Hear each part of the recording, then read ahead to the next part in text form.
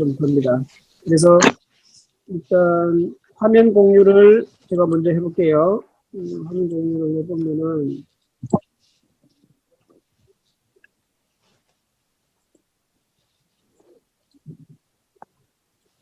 예, 이거 다 보이시죠? 네. 네. 예, 예. 보면은 이제 제가 좀 이제 시작할게요. 글리버 여행기는 이제 영국의 작가 조너슨 스위프트가 이분이 1667년에서 1745년의 삶을 사신 분인데 비교적 이 당시 치고는 아주 장수하신 분 같아요. 그래서 이제 책이 낸 거는 1726년 만든 풍자소설입니다. 풍자소설. 그다음에 이제 이 작가가 워낙 이 스위프트 이 분이 아주 다양한 이력의 소유자십니다. 일단 정치인이고, 그다음에 성공의 목사이시고, 그다음에 글을 쓰는 또 작가이시고, 그다음에 자기가 나름대로 또 여러 가지 생각도 많이 하시고 그러신 분이고, 몇몇의 영역에서 자기 주장을 밝힌 인물이고, 이제 말년에는 약간 좀 치매도 있고 해서 조금 평가가 그렇게 우호적이지 않은 것 같았어요.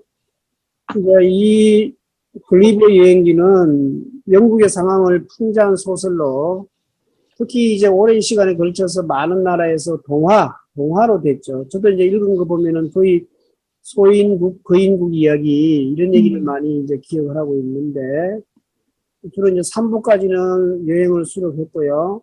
4부는 이제 좀 이게 야후 얘기잖아요. 휴이는 말 이야기인데 사실은 뭐 인간의 이성, 사람 뭐 영국 사람들을 그냥 야후로 비교해서 아주 하등으로 이렇게 했기 때문에 약간의 인간을 신성을 못 얻겠다 이런 것 때문에 사람들이 많이 꺼려했던 얘기였고요.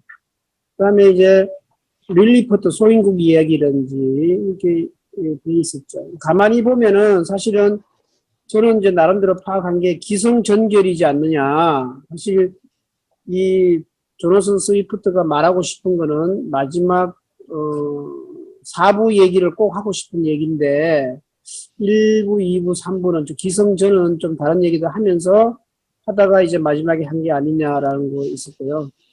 그래서 이제 수많은 야후들이라는 게 사실 일반 백성을 말하는 거겠죠. 자기보다 좀 생각이 없는 철없는 사람들, 야후들을 어떻게 하면은 교화시킬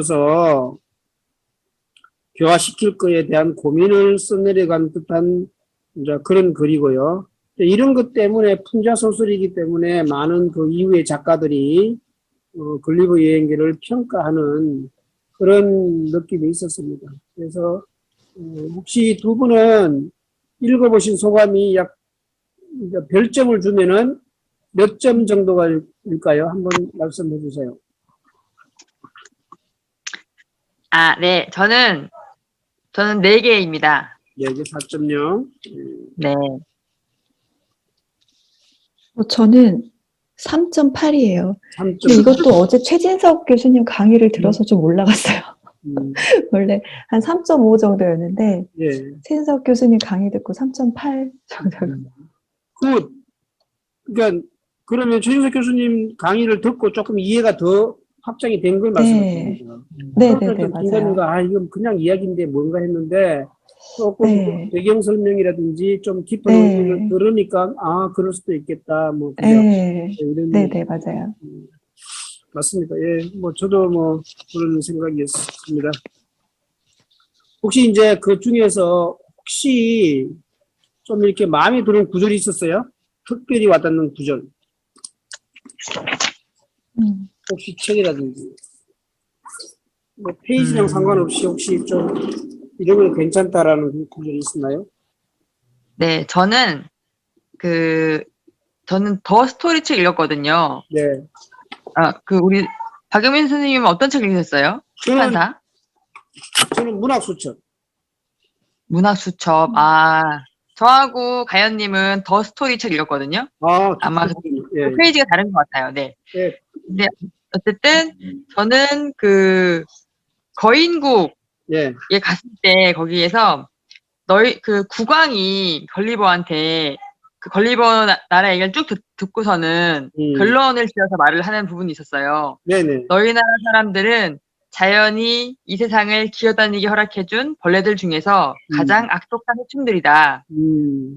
라고 말한 부분이 있었거든요. 네네.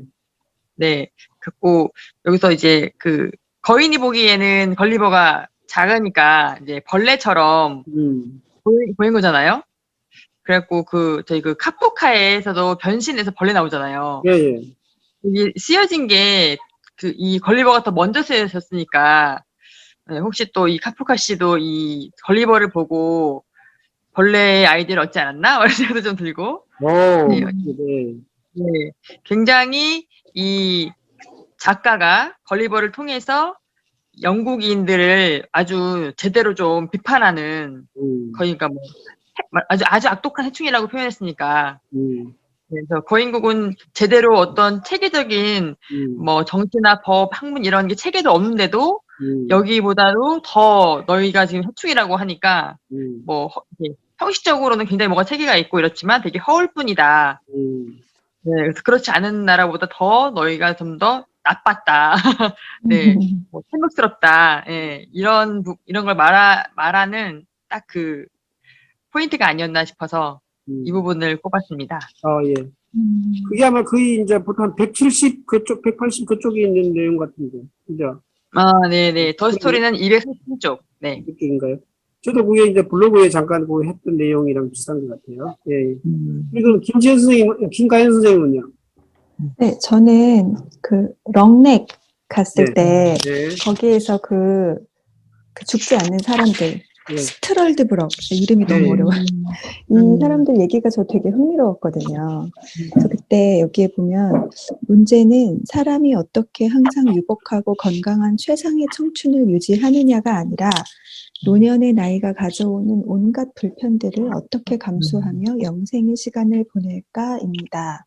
이 부분하고 이제 연계가 돼서 이제 이 사람들이 그들은 내게 단 한 가지의 질문이라도 물어볼 정도의 최소한의 호기심도 보이지 않았다. 저는 이 부분을 이렇게 보면서 예전에 저도 되게 그 불로장생 뭐 이런 거 관심이 좀 있었거든요. 죽음이 좀 이렇게 두렵게 다가오다 보니까 죽지 않는 삶에 대한 어떤 동경이 있었는데, 근데 저는 그 죽지 않는 삶에 대해서 생각할 때 항상 건강한 상태로 이렇게 사는 거를 생각했던 것 같아요, 제가. 근데 이렇게 막 나이 들어서 늙고 병들었는데 그 상태로 이렇게 계속 영원히 살아야 된다는 생각은 하지 못했었거든요. 근데 이 구절을 이렇게 읽으면서 그렇다면 이게 정말 영생을 한다는 게 이거는 정말 어떤 형벌이구나. 네, 형벌이가 그런 걸 느꼈어요. 그래서 정말 너무 고통스러울 것 같은 거예요. 그래서 이 부분들을 이렇게 읽으면서 어제 그 강의에서도 그 사람이 이렇게 평생 죽지 않고 계속 살다 보면 가장 그 호기심이 일단 없어진다.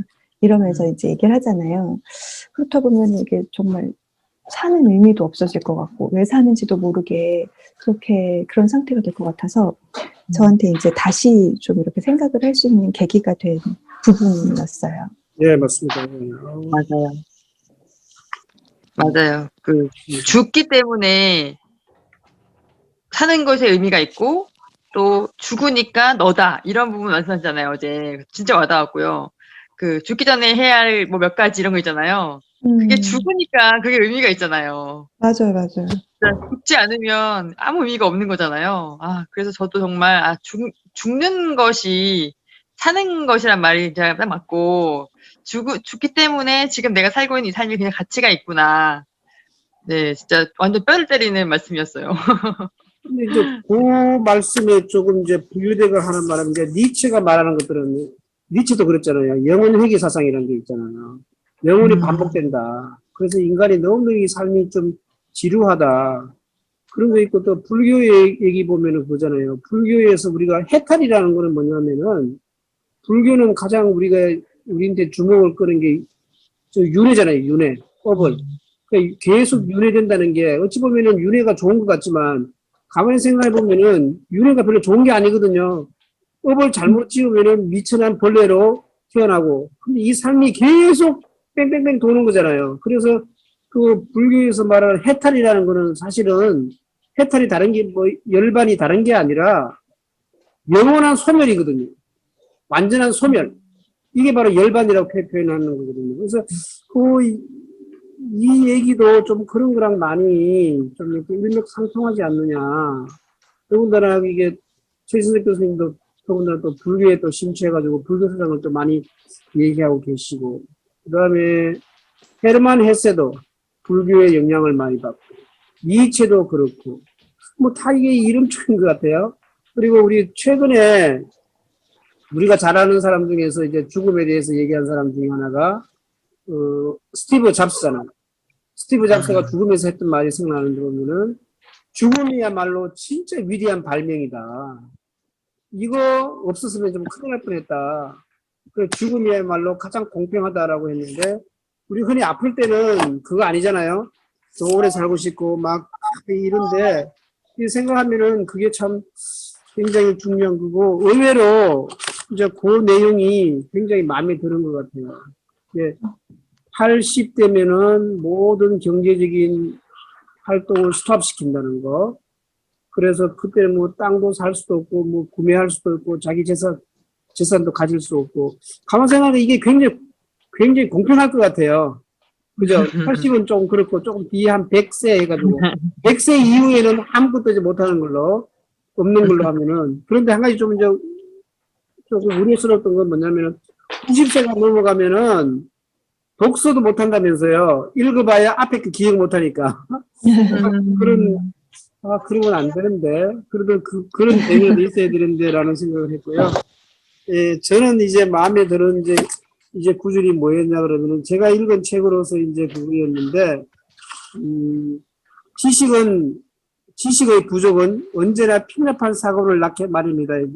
요 말이 있었어요. 지식이 부족하면은 생각 자체가 편협해진다. 그래서 지식을 많이 좀 쌓아라. 두루두루 좀 쌓아라.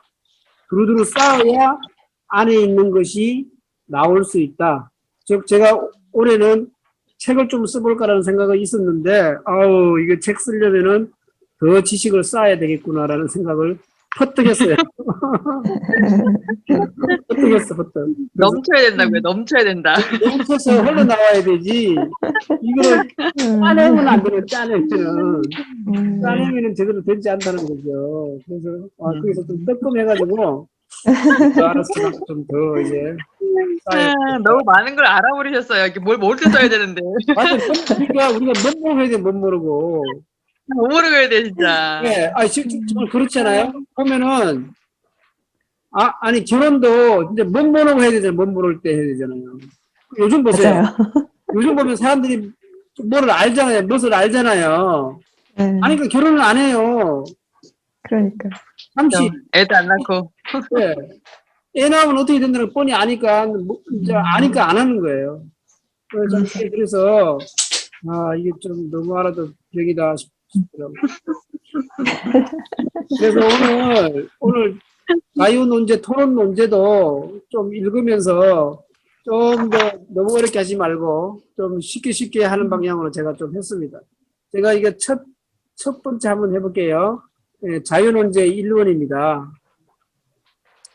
자, 이제 소인국의 원고예요. 나의 소식이 작은 사람들의 나라에서 전해지자 부유하고 게으르며 호기심이 많은 사람들이 부유하고 게으르며 호기심이 많은 사람들이 나를 구경하기 위해 몰려왔다. 그래서 대부분의 마을들이 비게 되었다. 만일 국왕이 토고령과 법령으로 사람들이 나를 보러 오는 일을 금지하지 않았다면 밭을 경작하는 일이나 여러 집안일을 아주 방치되었을 것이다. 국왕은 이미 나를 다 구경한 사람들은 즉시 집으로 돌아가야 하고 국왕의 허가 없이 나의 집에서 반경 50m 안으로 들어와서는 안 된다고 명령했다. 대신들은 이번 일 때문에 큰 수입을 벌 수 있었다. 국왕은 나를 어떻게 처리할 것인지 여러분 대신 회의를 열었다. 대신 회의에서는 나에 대한 문제로 많은 어려움을 겪었다고 나중에 어느 친구에게서 전해들었다. 그 친구는 신분이 아주 높았으며 국가 기밀에도 관여하는 사람이었다. 대신들은 내가 쇠사슬을 자르지는 않을까 걱정했다.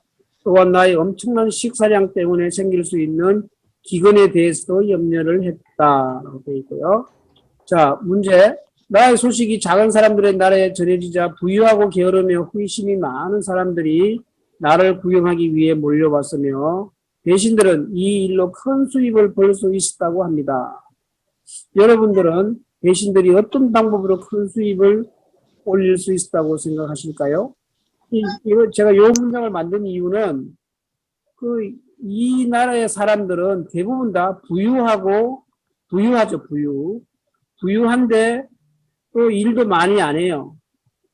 그러니까 충분히 부유하다 보니까 게으른 사람들이 많고요. 또 그냥 또 게으르는 게 아니고 호기심이 많아요. 그러니까 이게 부유하고 게으르며 호기심이 많다는 건 뭐냐 그러면은 이 완전히 선진국이란 말이에요. 선진국. 그리고 굉장히 문화적인 사람 같아요. 문화적인. 그냥 졸부들은 아닌 것 같아요. 이 나라 사람들이. 좀 그래서 이게 좀 사실 요 문장이 굉장히 저는 사실 좀 그랬어요. 부유하고 게으르며 호기심이 많은 사람들. 요게 어쩌면은 우리의 삶의 모토가 아닐까요? 그렇게 되더라고요. 그래서 그런데도 이 사람들은 돈을 적극적으로 버는 사람 같아요. 그러니까 대신들이 큰 수익을 벌 수 있다. 대신들은 이미 벌써 이걸 가지고 수입 잡는 일을 했다는 거예요. 그래서 이게 뭐냐? 혹시 좀 이것 좀 생각 한번 해보셨어요? 뭘 해서 벌었을까요? 돈을 받지 않았을까요? 아, 그쵸. 국왕이 50m 반경 안에는 못 들어가게 법령으로 이렇게 명령을 내렸잖아요. 하지만 사람들은 더 보고 싶잖아요. 그러니까 이제 대신들이 암거래 하는 거죠. 뒷돈 받고 보게 한 거죠. 법을 어기고 이렇게 하게 한 거죠. 그래서 뒷돈 받은 거죠. 네. 그렇게 할 수 있으니까 대신들이. 대신들은? 네네네. 그런데 여기서 포고령도 내렸는데 설마 대신들이 왕의 명령을 어기면서까지 이렇게 했을까요? 네. 네. 그러니까 저는 없잖아요. 아니, 걸리버는 크니까 50m 안에 안 들어와도 볼 수 있었을 것 같아요. 릴리퍼 사람들은 우리가 멀리서도 에펠탑 같이 큰 건물들은 다 보일 수 있잖아요. 네. 그것처럼 그냥 50m 안으로, 거기 안으로 들어오지 않아도 그냥 이렇게 거기서 구경하려면 돈을 내고 구경하라 이러면서 그렇죠? 어쨌든 돈을 좀 받았을 것 같은. 네. 네, 그런 식으로 해서 제가 볼 때는 불법은 하지 않았을 것 같아요. 여기 대신들은 적어도 대신들은 불법은 안 했는데 아무튼 그렇다고 해서 막 적극적으로 이게 돈을 받고 이 사람들이 부유하고 게으르며 호기심이 많다고 그랬거든요. 그래서 이 사람은 뭡니까? 밭을 경작하는 일이나 집안일은 아주 방치될 정도로 딱 궁금한 거예요. 궁금해서. 그래서 어떻게 하든지 그냥 좀 멀리서 보고 싶어 했고, 그거를 인원을 막 제한하고 해서 대신들이 그래서 좀 돈을 벌지 않았을까, 나름은 이제 좀 그렇게 생각했습니다. 너무 이게 깊게 생각할 거 없고요. 그냥 가볍게, 한번, 머리를. 그러니까 여기 사람들을 정직한 사람들로 보시는 거죠, 굉장히. 네, 저는 굉장한 사람들로 봐요. 근데 그 두 번째 논제도 보면은 그 줄타기 해가지고 예. 계속해서 그 대신자를 얻으려고 예. 그 비용을 물수고 하잖아요. 예. 그런 거 봤을 때는 예. 크게 뭔가 정직하다든지 그런 거랑은 또 조금 거리가 있지 않나요? 자, 그러면 이제 자연스럽게 이제 2번으로 넘어왔어요. 2번으로. 네. 그런 이제 2번으로 왔어요. 자, 요거 김가연 선생님 한번 쭉 읽어주세요. 안에 박스 안에 그 문제 읽어주시고 문제 나중에. 어느 날 국왕은 그 나라의 여러 놀이로 나를 즐겁게 해주려고 했다. 특히 줄타기는 무척이나 재미가 있었다. 이 놀이는 작은 사람들의 나라에서 높은 자리에 오르거나 국왕의 신임을 받으려고 하는 사람들 사이에서만 이루어지는 것이다.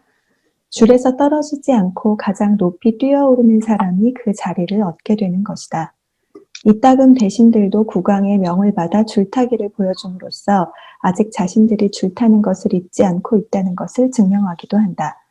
제무 대신 플리넵은 팽팽하게 당겨진 줄 위에서 왕국의 어떤 귀족보다도 25mm나 높게 뛰었다. 이 놀이는 이따금씩 목숨을 잃을 정도로 치명적인 사고가 발생하기도 하는데 정식으로 기록되어 있는 것만으로도 상당수에 달했다. 저자는 작은 사람들의 나라에서는 줄타기 놀이에서의 줄타는 실력으로 높은 자리를 차지하는 것으로 묘사하고 있습니다. 여러분은 저자의 의도를 무엇이라 생각하시나요? 자, 지금 제가 이제 일단 제가 먼저 한번 제 의견을 해볼게요. 여기 있는 사람들은 거의 다 이렇게 웬만큼 살아요. 웬만큼 살고 부자고 뭐 먹을 거 풍부하고 별 게 없어요. 그렇다고 해서 뭐 이 사람들이 열심히 공부를 하고 학문을 하거나 그렇지는 않는 것 같아요. 그래서 굉장히 좀 뭐냐면 오락지향적. 그냥 이렇게 저렇게 사는 거예요. 저렇게 살다 보니까 그러면 뭐냐 이렇게 높은 자리에 오르는 것도 우리처럼 막 과거 제도가 있어서 막 공부를 해야 되고 막 이런 게 아니고 그냥 자기들이 좋아하는 것 중에 하나를 가지고 그냥 지금 대신들을 뽑는 거예요. 그래서 나는 이게 이런 줄타기 같이 이런 거 어찌 보면 우리 생각으로 보면 굉장히 우스꽝스러운 거잖아요. 이걸 가지고 이걸 가지고 왜 이런 대신 자리를 주고 높은 지위를 줄까? 를 생각을 했을 때 우리처럼 심각하지 않다. 그래서 좀 이렇게 약간 오락적으로 좀 이렇게 가볍게 이렇게 하는 이런 사람들이 진짜 하지 않을까라는 생각을 얼핏 해봤어요. 네, 저는 그렇게 생각했거든요. 혹시 선생님?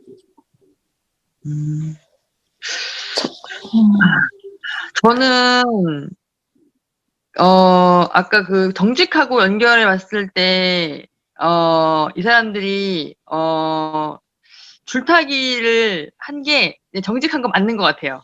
그죠. 네. 왜냐면 뭐 도핑을 하거나 맞아요. 아니면 이제 또 뭐지 뭐 이렇게 조작 그런 거 있잖아요. 기록을 조작하거나 예 그런 거를 할 수 있는 그런 거라면 얼마든지 또 이것도 정직하지 않을 수 있잖아요. 근데 그냥 다 보는 앞에서 뛰는 말 그대로 줄 타다 막 뛰는 거니까 보면 네 그냥 자기가 가지고 있는 신체를 이용해서 그 순간에 딱 해가지고 네, 잘 뛰면 되고 아니면 말고 이런 거라서 그렇네요. 그냥 가지고 있는 신체 가지고 하는 거니까 연습을 하겠죠 평소에 그죠? 줄타기 연습 많이 잘하겠죠. 나는 이제 단지가 오르고 싶으면 그러니까 어떤 그냥 신체적인 능력이 좋으면 뭐 머리에 든 거 뭐 없어도 관리가 될 수 있고 네 그렇죠. 어떻게 조작을 하거나 자기가 속임수를 하거나 이렇게 할 수 있는 게 아니라면 아주 정직하고 아주 객관적인 잣대이진 않았을까 네 생각도 듭니다. 네. 저는 이거 읽으면서 그 당시 그 영국 사회를 좀 이렇게 우회적으로 비판하는 게 아닌가 하면서 읽었거든요. 왜냐면 이 줄타기 실력은 사실 정치하고는 전혀 무관한 거잖아요.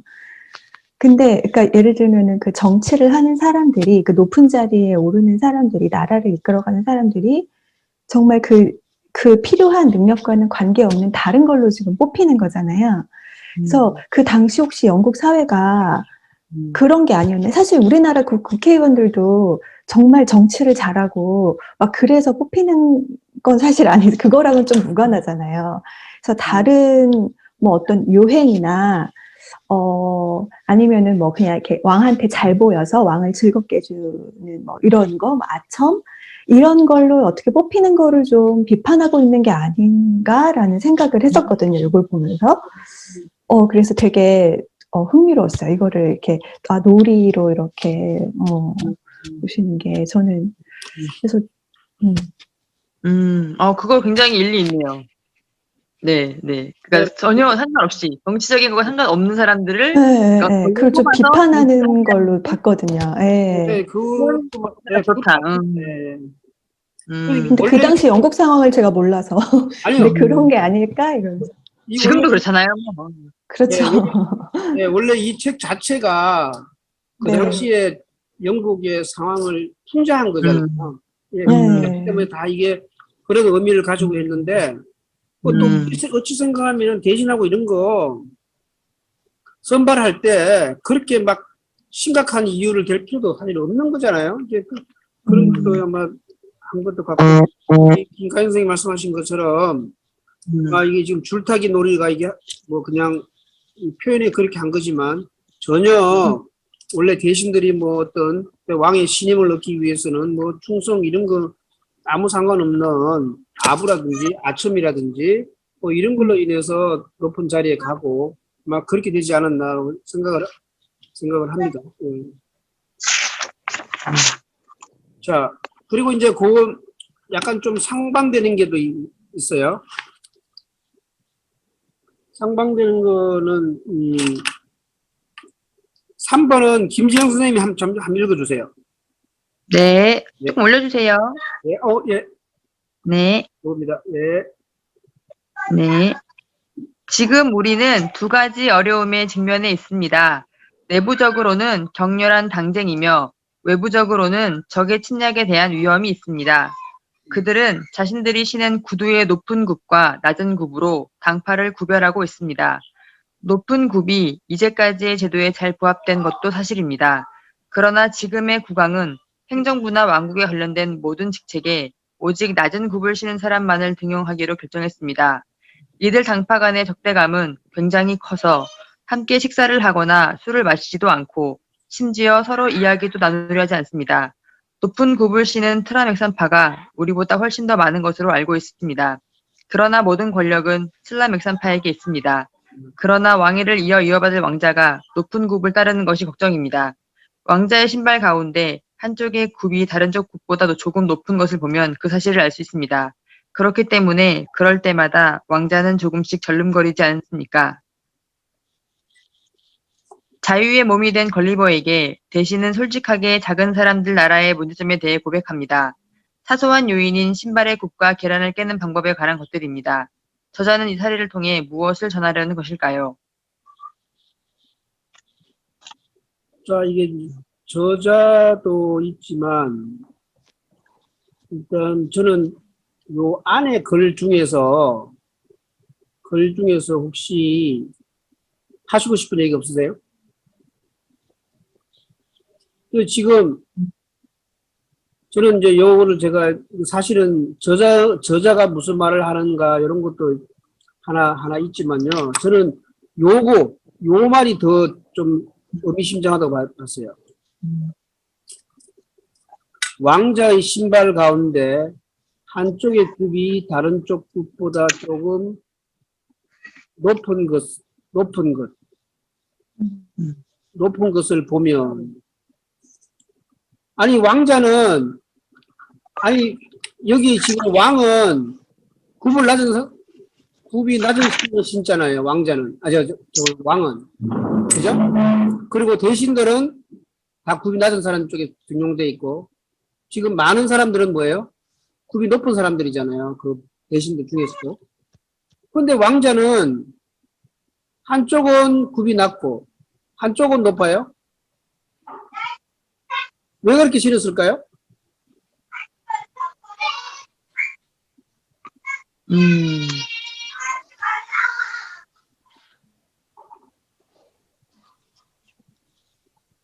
근데 제가 읽었던 책에서 그 생각이 나는 게 그때 지금 이 왕자가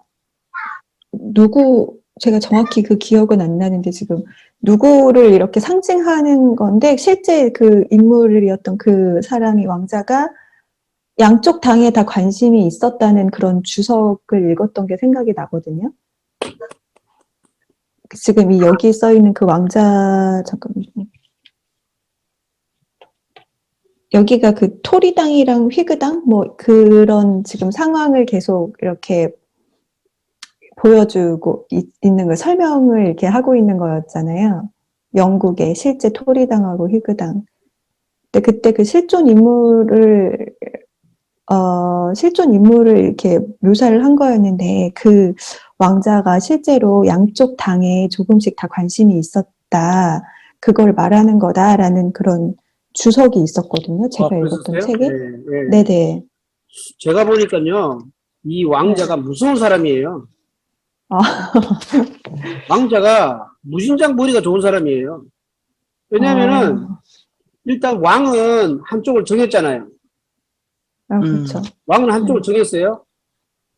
굽이 낮은 사람을 지금 굽이 낮은 쪽을 그 사람을 등용하고 그쪽을 노선을 택하는데 아직 왕자는 권력을 쥐고 있지 않잖아요. 권력을 안 쥐고 있기 때문에 결정을 안 하는 거예요. 섣불리 한쪽을 택할 이유가 없죠. 자기가 나중에 왕 된 다음에 낮은 거 신어도 되고 높은 거 신어도 된단 말이에요. 그렇기 때문에 이 왕자의 처신으로는 굉장히 똘똘하면서도 무서운 생각이고요. 그런데 여기 있는 지금 신하는 조금 불안한 거예요. 이렇게 왕자도 자기들처럼 낮은 거를 신으면 좋겠지만 아니 자기도 알고 있잖아요. 실력 같은 거는 급이 높은 사람들이 더 좋잖아요. 인원도 더 많고 인구도 많고 그래서 저는 대신보다는 이 왕자가 진짜 노련한 사람이고 끝까지 지켜보겠다는 거잖아요. 끝까지 지켜보고 나는 그 다음에 선택하겠다. 이런 거라서 이게 보통 우리가 신발을 신으면은 높든 낮든 한쪽을 신어야 되잖아요. 근데 신발을 서로 높낮이가 다른 거 신어서 막 절렁거리면서 굉장히 불편한 상황이잖아요. 이런 불편한 상황이면서도 신고 있다는 말이에요. 이게. 그래서 저는 이걸 보고 처음에는 그냥 훅 지나갔는데 가만히 생각해 보니까 야, 이 왕자 이거 뭐야? 이거 도대체 누구야? 지금 정치인이라면 누구일까라는 생각이 훌떡 나는 거예요. 그래서 역시 왕자는 다르다. 역시 지배자는 다르다. 역시 지배자는 진짜 끝까지 지켜봐야 된다는 거예요. 아주 무서운 사람이지 않을까. 한편에 저는 이 왕자에 대한 지식이 전혀 없는 상태에서 그냥 문맥으로만 읽었을 때, 네, 저는 완전 반대로, 우리 마이맨님과 반대로 굉장히 주대 없는 사람이다. 네, 그러니까 뭐 왕이나 대신들은 낮은 급으로 이제 정해서 지금 통치하고 있잖아요. 근데 이 왕자는 자기는 지금 뭐가 옳은 건지 모르겠는 거니까 어떻게 보면 지켜보는 걸 수도 있는데 저는 그냥 이러지도 저러지도 못하고 줏대가 없고 그냥 어쨌든 한쪽을 정해서 자기가 이렇게 막 문매 맞기도 싫고 그래서 좀 유예하고 있다 뭐 이렇게 생각을 했고 그 절름거리며 다니는 게 그런 우스꽝스러움을 감내하는 게 아니라 그냥 우스꽝스러운 사람이 되고 있는 거예요 지금 한쪽으로도 자기가 못 정하니까 그러니까 뭐 이게 항상 당파 싸움이 항상 있잖아요. 그러면 그 가운데 있는 사람은 원래 사실 없잖아요. 한쪽으로 내가 이렇게 정하지. 그러니까 뭐 왕자니가 아직 기생 안 했으니까 그렇지만 그래도 정할 것 같은데 그냥 제가 보기에 좀 우유부단하고 줏대 없고 그냥 다 잘 모르겠고 막 이런 저는 그렇게 약간 좀 형편없는 사람으로 봤어요. 그래서 우스꽝스럽게 그렇게 다니는 살 수밖에 없는 좀 이렇게 양반집에 좀 그 도련 중에 왜 조금 띨띨한 도련 있잖아요. 저는 좀 그렇게 문상으로는 그렇게 봤어요. 그래서 다음 왕위를 이을 왕자가 이렇게 형편없다. 그런 걸 좀 이렇게 풍자하는 거. 다음 세대를 이을 통치자도 역시 별로다. 너무 인재가 없다. 뭐 이렇게 저는 좀 읽었거든요. 네, 저는 그랬습니다. 네. 만약에 진짜 저도 사실 이제 요 문장 가지고 뭐 추측하는 거거든요. 만약에 그런 생각이었더라면은 한 번은 낮은 거 신었다가 높은 거 신었다가 이렇게 신었을 거예요. 왜냐면은 한 번에 낮은 거 높은 거 신으면은 걸을 때마다 절름거리잖아요. 그리고 불편한 거예요, 불편. 근데 불편을 감수하는 이유가 뭐냐면 왕자이면서도 왜 불편을 감수하냐 이 얘기지. 이게 고도의 절제력이지 않을까. 그래서 저는 이게 연구하면서 거의 대원군, 예, 대원군이 그때 상갓집 개처럼 막 다른 사람들의 웃음거리가 될지언정 속으로는 칼을 품고 있었잖아요. 그래서 그 한 것처럼 좀 이게 그런 거지 않을까. 그래서 아마 여기에서는 왕은 권력이 세고 그 다음에 신하들도 권력이 꽤 있을 것 같은데 위에 보면은 지금 트라맥산파가 훨씬 더 많다고 나오고 훨씬 더 많고 지식도 훨씬 더 좋고 이렇게 나오거든요. 근데 지금 지금의 권력은 슬라맥산파지만 이 사람들은 지금은 권력을 쥐고 있지만 내심 좀 불안한 거지. 불안한 거고 그래서 아마 하고 있지 않느냐. 아무튼 예, 저도 그렇게 생각해 봤습니다. 근데 아까 김가희 선생님이 그 왕자에 대한 뭐 그런 주석이 있었다고 하니까 저도 좀 그 부분이 조금 더 예, 그러고 생각을 하고 있습니다. 네. 뭐 요거는 뭐 이 정도에서 토론하면 되겠죠? 네. 네. 지금 제가 계속 만들어가지고 좀 더 많이 만들었네요. 자, 그 다음에 해볼게요. 요거는 저겁니다. 용기를 아마 이거는 저거에 거인국 갔을 때요. 거인국 갔을 때. 용기를 의심받았기 때문에 나는 분연히 일어서서 아주 확고한 어조로 말을 했던 것이다. 그러나 나의 말은 웃음거리밖에 되지 않았다. 왕 주변의 사람들이 조심성 없이 웃음을 터뜨렸기 때문이다. 그것을 본 나는 자신보다 월등히 높은 사람들 앞에서 보잘것없는 사람이 명예를 지키기 위해 노력하는 것이 얼마나 헛된 일인지 알 수 있었다. 이런 일은 내가 영국에 돌아온 뒤에도 자주 겪었다. 보잘것없는 집안이나 지식을 가진 형편없는 사람이 잘난 체하며 대한제국의 위대한 인물들처럼 행동하려고 하는 것을 본 것이다. 자, 작가는 일반 개인이 자신보다 훨씬 뛰어난 사람들 앞에서 자신의 명예를 지키려는 일이 하찮은 일이라고 주장합니다. 여러분은 이런 저자의 견해에 대해서 어떻게 생각하시나요?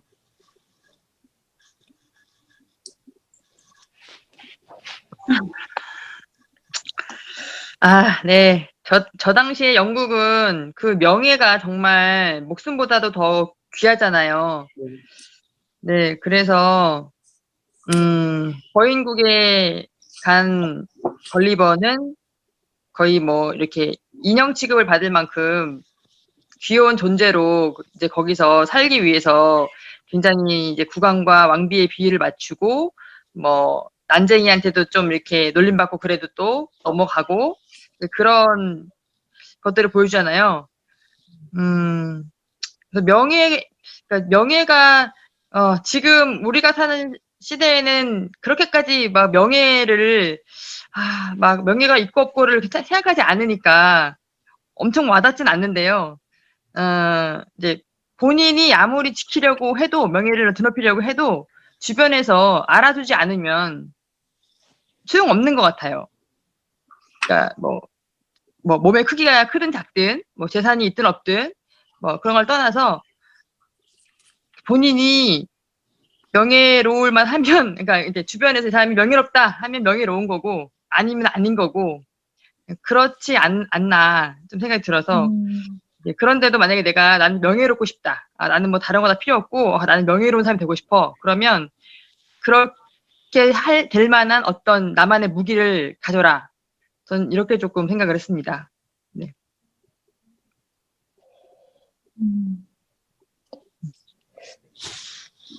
저는 이 명예를 지킨다는 게 사람이 갖고 있는 본능이 아닌가? 이렇게 생각했어요.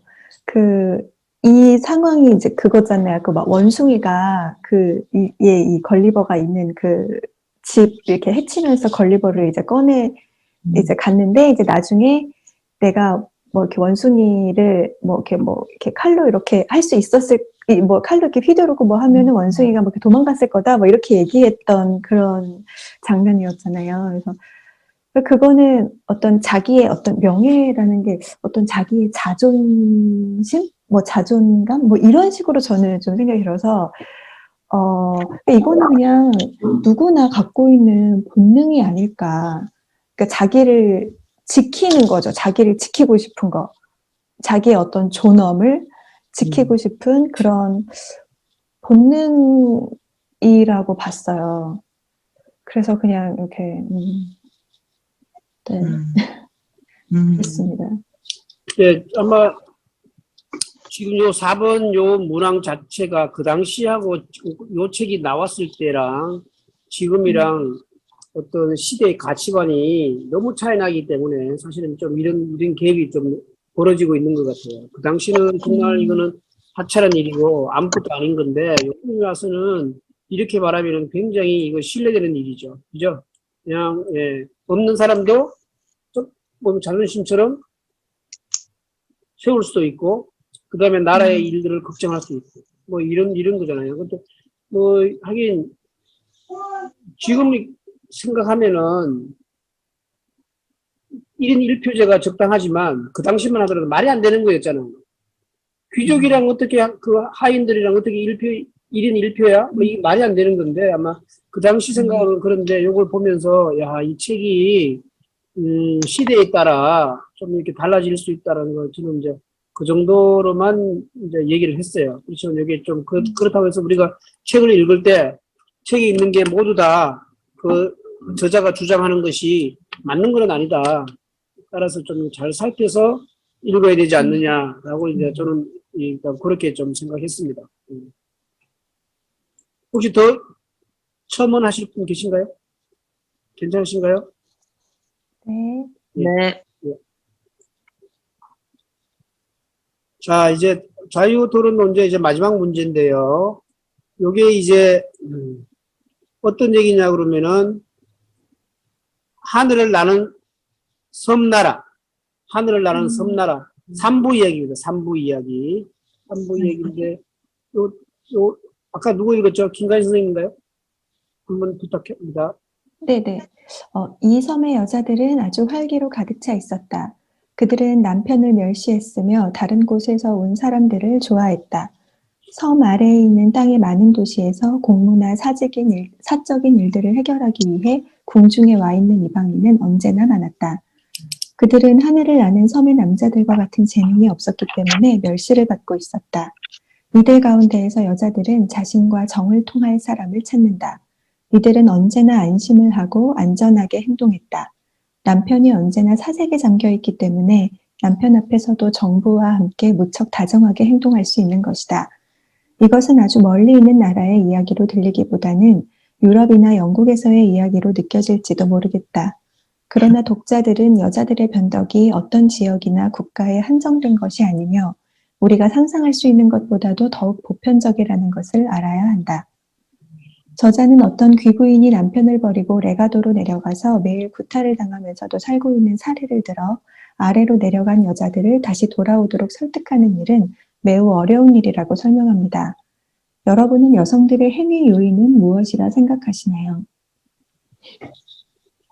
네, 예, 이게 이제 아무튼 여성분들이 섬 아래로 내려가서 안 올려오려고 하잖아요. 그런데 섬 위의 생활이 굉장히 유복하잖아요. 유복한데도 만족을 못하고 내려가면은 거의 설득해서 올라올리는 게 굉장히 힘들다.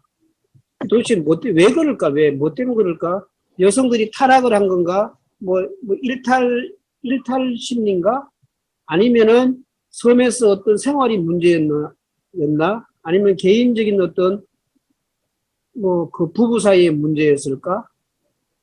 아니면은 혹시 이것이 그 당시에 영국에 있는 그런 성문란 그런 거를 말하려고 했나? 좀 이렇게 좀 생각되더라고요. 그리고 특히 맨 밑에 문장 이런 거 같은 경우는 요즘 같은 페미니스트들이 되는 안에 이런 말 하면은 큰일 나죠. 네. 여자들의 변덕은 어떤 지역이나 국가에 한정된 것이 아니며 우리가 상상하는 것보다 더욱더 더 보편적인 걸 알아야 한다. 여자들의 변덕은 보편적이다. 지역이나 국가에 한정되지 않는다. 아주 이게 심한 말이잖아요. 그래서 왜 이렇게 이 저자가 이거를 표현을 했을까라고 해서 그런데 여성들은 이런 마음이 있을까요? 난 잘 몰라서 한번 여쭤봐요. 솔직히 왜 그런지 몰라서 물어보는 거예요. 이게 그 그러다가 예전 그 고전을 읽다 보면 이렇게 약간 여성을 혐오하거나 약간 비하하는 표현들이 많이 있더라고요. 근데 그거는 시대적 한계라고 생각을 해요. 이제 그 당시에 몇백 년 전에 이제 글을 썼던 거니까 그 작가도 뭐 그런 의식에 이제 젖어 있었던 작가들이 이제 이렇게 쓰다 보면 이런 표현이 나오는 것 같더라고요. 근데 일단은 분명히 이유는 있겠죠. 여성들이 그 위의 삶이 행복하지 않았다는 거는 팩트인 것 같아요. 그러니까 자꾸 이렇게 가는데 그 남편들이 언제나 사색에 잠겨 있잖아요. 사색에 잠겨 있고 바로 옆에서 정부랑 딴짓을 하더라도 남편은 모를 정도로 사색에 잠겨 있잖아요. 그러니까 부인한테 전혀 관심이 없다는 거잖아요. 그러면 뭐 항상 사색에 잠겨 있는 남편을 그럼 이렇게 바라보기만 해야 되는데 살고 싶지 않을 것 같은데 저도 별로 뭐 네. 그리고 그러니까 뭐 행복하지 않아서 그랬겠죠. 그랬겠죠? 네, 맞습니다. 팩트입니다, 팩트. 팩트예요? 팩트입니다. 네, 팩트예요. 네. 네. 어쨌든 남편들은, 싫으니까 간 거죠. 네. 남편들은 사색에 잠겨있고, 그 학문하고, 막 이러면서, 그거에만 파묻히잖아요. 그래서 막 눈도 막 돌아가 있고, 한쪽 이렇게, 그죠? 그러니까, 그거면 다 충족이 되는데, 아내들은, 이제, 아이를 낳고, 뭐 생활을 하고, 이런 걸 이제, 하는 거 외에는 전혀 할 수 있는 일도, 해야 할 일도 없는 거예요. 그런데 남편마저도 관심이 없어요. 근데 그러니까 오히려 아래 그 내려갔을 때 때리는 남편이 좋은 거죠. 아, 그렇지. 네. 그러니까 솔직히 살아있다고 느낄 수 있을 것 같아요. 그렇죠. 존재. 살아있다고. 내 존재를 네. 알 수 있는 거죠. 존재. 때릴 땐 그렇죠. 때리더라도 또 밥 먹었냐, 아유 내가 앞에서 미안하다 이런 말을 할 거 아니에요 또. 네, 사랑도 했다가 때리기도 했다가 아니 그런 뭐 희열하게 다 있을 거 아니에요. 예, 저는 그러니까 살 수 있는데 아유 뭐 있거나 말거나 이제 신경도 안 쓰고. 근데 그 사람은 그 채로 만족이 돼요. 근데 여자는 만족이 안 되거든요. 그러면 살 수 그렇죠. 없죠. 아무리 뭐, 네. 그래서 뭐, 옛날 지금이나 돈 많은 그런 귀부인들이 여러 가지 환락이 빠지잖아요. 근데 그래도 남편이 알아도 그걸 묵인하잖아요. 저 여자는 이미 내가 필요한 가치를 다 썼고, 또 자기도 자기 나름대로 또 바깥에서 다 또 정욕을 해결하고, 뭐 이러다 보니까 그냥 부부 생활만 할 뿐인 거지. 전혀 뭐 마음도 없잖아요. 네. 그래서, 네. 저는 변덕이 심하다, 뭐 그런 거보다, 예, 그렇게 남편들이 관심이 없으니까. 그러니까. 또 그 당시에는 그 여자들이 또 사회생활을 이렇게 할 수 없던 그 집안에서만 지내야 되는데 맞아요. 집안에서 내 존재는 없고 뭐 이러면은 뭐 그쵸. 맞아요. 네. 아, 못 살아. 그럼 진짜 못 살아요. 네, 아무튼 이 5분 제가 참고하도록 하겠습니다. 네. 이제 선택 문제입니다. 선택 문제. 요건 이제 제가 좀 더 이제 약간의 과학적인 좀 분석을 좀 해본, 제가 읽어볼게요. 요거 이제 선택 문제, 저 앞에 다시 소인국 얘기, 그전 얘기입니다. 그러나 마지막 항해에서 돈을 별로 벌지 못하게 되면서 바다가 실증이 났다. 그래서 이제는 아내와 가족이 함께 집에서 머물고 싶었다. 점차로 나아지겠지 하면서 3년을 보내게 되었다. 그러던 어느 날 나는 남태평양을 항해하려는 엔틸로프호의 윌리엄 프리처드 소장에게서 매우 좋은 조건의 제안을 받아들였다. 1699년 5월 4일 우리는 브리스톨에서 출발했다. 항해는 묵직이나 순조로 보였다. 남태평양에서 겪은 우리 모험담을 너무 상세하게 이야기를 하여 독자들을 괴롭히지는 않을 것이다. 다만 남태평양에서 동인도로 향하던 중 심한 폭풍을 만나 반디멘스 랜드 서북쪽으로 밀려갔던 것만 말해두겠다. 관측을 해보니 우리는 남쪽 위도 30도 2분 근처에 와 있었다. 선원 가운데 12명이 과로와 영양실조 때문에 죽었다. 나머지 선원들도 건강이 매우 약화된 상황이었다. 그때는 11월 5일이었지만 이곳에서는 여름이 시작되던 시기였다. 그날은 마침 안개가 잔뜩 끼어서 앞도 잘 보이지 않았다. 자, 저자인 나는 의학 공부를 한 의사로 이배를 성선했으며 항해 중 선원들의 사망한 원인을 과로와 영양실조라고 단정을 합니다. 6개월 정도의 항해에 이런 상황이 발생했습니다. 여러분들은 그 진단에 동의하시나요?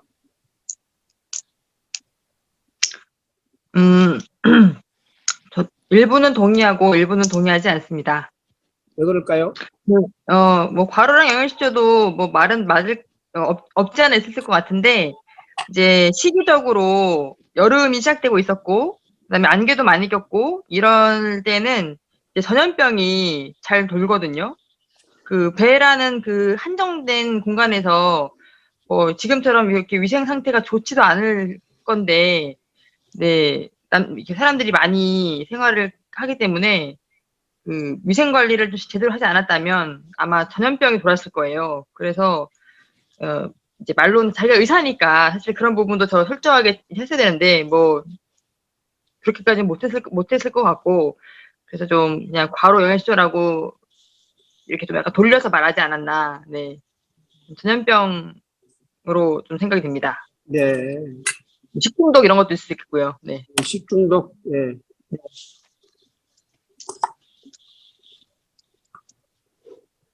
혹시 가연 선생님 어떻게 네. 생각하세요? 저는 과로에 대해서는 잘 이해가 되진 않는데 영양실조 때문에 죽었을 수는 있을 것 같아요. 왜냐면 예전에 제가 뭐 이렇게 어느 글에선가 뭐 예전에 이렇게 오랫동안 배를 타고 이제 가고 할 때 비타민 C가 부족해서 많이 죽었다는 이야기를 들었거든요. 그러니까 뭐 그때 배에 이제 음식 같은 거를 싣고 가지만 되게 한정된 음식이잖아요. 그리고 그렇게 다양하지도 않고 그럴 테니까 나중에 그러니까 항상 이렇게 항해를 길게 하면 선원들이 그렇게 많이 죽었는데 그 이유를 알 수 없었는데 나중에 우연히 어떤 배에서는 한 명도 사망자가 나오지 않았었는데 나중에 이제 알고 봤더니 그게 그 사람들이 먹었던 것 중에 이제 비타민 C를 이제 보충할 수 있는 음식이 있어서 그랬다. 뭐 이런 글을 예전에 본 기억이 있어서 이때도 그 영양실조 때문에 죽었을 수도 있을 거는 같아요. 그러면 영양실조가 아니라 면역력 저하 이런 거 아닐까요? 비타민 C는 열량을 주는 게 아니라 뭐라고 해야 돼? 그 면역을 유지시켜 주는 거니까. 그죠? 네. 예, 아주 뭐 제가 생각에는 정답을 잘 말씀하신 것 같은데요. 이제 영국이 대영 제국이 이제 바다를 개척하면서 세계를 제패를 했잖아요. 그래서 동인도 가고 해가지고 했는데 이게 지금 계속 이게 글리브 여행기 보면은 1726년에 나온 책인데 그 전에 많은 이 책에도 보면은 그 뒷부분에도 또 선원들이 과로와 영양실조로 죽었다는 또 표현이 또 나와요. 몇 군데 계속 나오거든요. 이게 바로 뭐냐면은 사실은 비타민 C 부족이었다는 것이 나중에 증명이 됐죠. 그게 증명이 된 게 확실하게 비타민 C다라고 된 게 1932년인가 이때 됐고요. 이때는 이제 18세기 이쪽이다 보니까 당연히 비타민이라는 명칭은 없었었고 그건 몰랐죠. 다만 이제 원주민들은 배를 오랫동안 타더라도 잘 죽지 않았는데 그 사람들은 먹는 이게 씹는 것들이 이런 과일들이 비타민 C가 많이 든 것들을 이제 먹었기 때문에 이제 괜찮았다라는 것이 밝혀졌죠. 제가 이제 비타민 C 얘기를 조금 드리자면은 원래 인간은 진화론적으로 볼 때 비타민 C를 합성하는 게 있었는데 그 기능이 소멸된 거예요. 그래서 인간들은 일찍 죽어요. 원래 인간의 수명이라는 거는 지금 과학적으로 보면 약 한 120년, 130년 정도가 과학적으로는 할 수 있는데 우리가 제 수명을 못 찾아먹고 죽거든요. 그런데 우리 옆에 있는 동물들 중에서 개 같은 경우는 지금 뭐 한 10몇 년 살잖아요. 그런데 개나 고양이 이런 동물들은 몸에서 비타민 C를 합성하는 능력이 있어요. 지금도. 그래서 걔네들은 원래 자기 수명대로 살고 죽어요. 그러면 이제 비타민 C는 좀 무슨 기능을 하느냐? 아까 면역이라고 하셨는데 우리는 인간들은 호흡을 하잖아요. 호흡을. 즉 산소를 들어 마시잖아요. 그러면 산소가 들어가서 우리 몸이 이제 세포랑 만나서 이제 반응을 하다 보면은 이게 이제 H2O 물로 바뀌게 되는 물로 바뀌어서 무해한 걸로 나와야 되는데 중간중간에 산소가 부족하거나 반응이 잘못 일어나면은 이게 산소가 유해산소로 바뀌어요. O3로 바뀌는 거죠.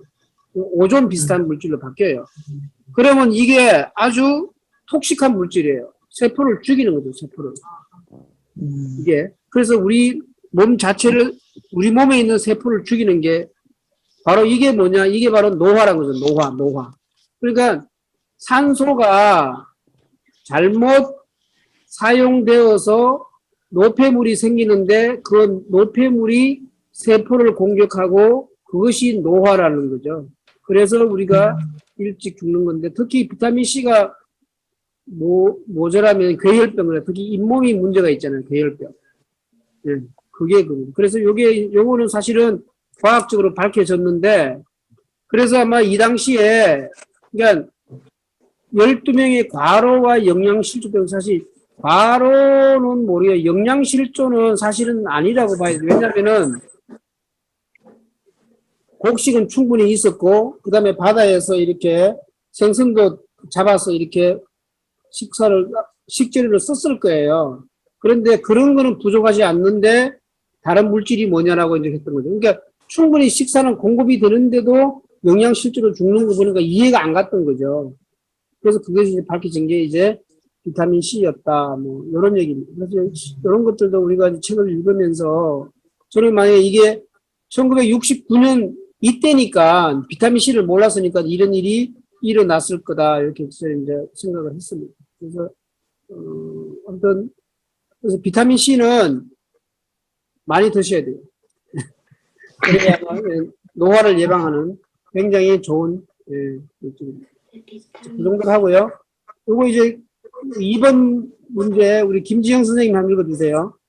네. 처음으로 내가 배운 말은 자유의 몸이 되고 싶다는 표현이었다. 나는 아침마다 무릎을 꿇고 앉아 그 말을 반복했다.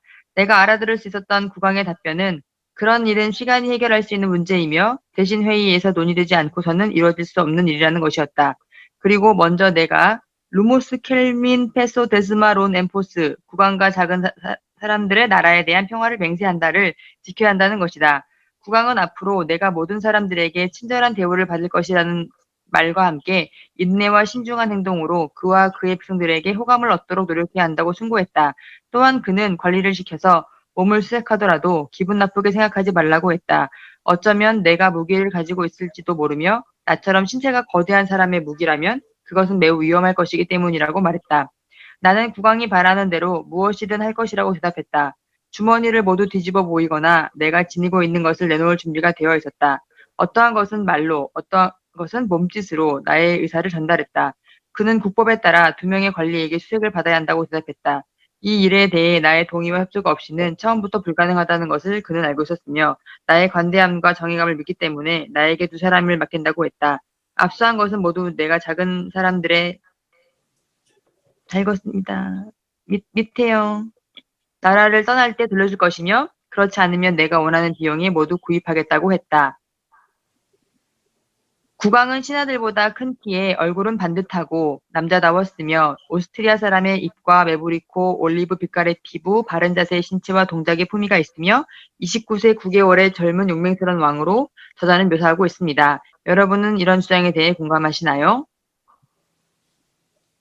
자, 여기에서 이 저자는 국왕을 아주 뭐 영웅처럼 굉장히 그 멋있는 남자, 젊고 용맹스럽고 지혜 있고 남자답고 이렇게 일단 묘사하고 있죠. 아무튼 어제 그 최지석 교수님도 그 인용하신 글 보니까 요 아래 문장을 인용했더라고요. 그래서 이런 제대로 된 왕이 다스리는 나라는 정말 괜찮은 나라였지 않을까라는 생각이 들어서 어떻게 생각하세요? 그래서 제가 아까 맨 처음에 야, 이 소인국이 굉장히 제대로 참 그죠? 호기심이 있고 뭐 지혜롭고 뭐 부자고 했던 것들이 바로 이런 지도자가 이 다스리는 나라여서 그러지 않을까라는 아마 어찌 생각하면은 영국은 이러지 않다는 거 아닐까라는 생각도 제가 좀 반성을 했어요. 혹시 여기에 대해서 예, 뭐 어떻게 생각하시나요?